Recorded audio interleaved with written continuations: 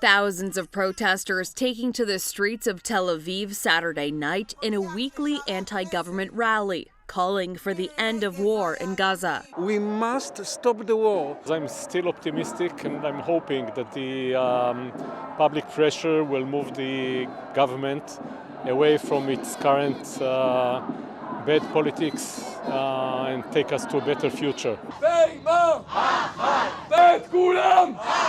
Families of hostages held by Hamas carrying posters with photos of their loved ones, hoping to see them once again. My father is there, my friends are there, and this is the reason that we are here to ask and demand them home as soon as possible. Our hostages are enduring endless, unspeakable torture.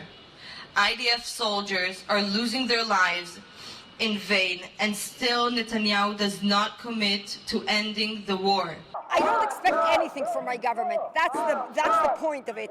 I hope we can still keep the amount of normalization we still have and that it won't get worse. I hope Trump pushes our government into some type of deal to get the hostages out. On Sunday, Israeli Prime Minister Benjamin Netanyahu met with U.S. President Joe Biden as the two discussed the negotiations this weekend in Doha, Qatar.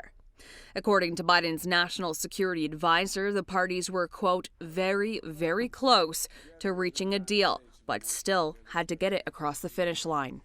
The talks were based on the proposal that Biden laid out in May last year, the U.S. president once again calling for an immediate ceasefire in Gaza, the return of the 98 hostages, and increased humanitarian aid to the enclave.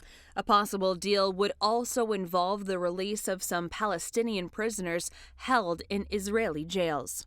For City News, I'm Madison Fitzpatrick.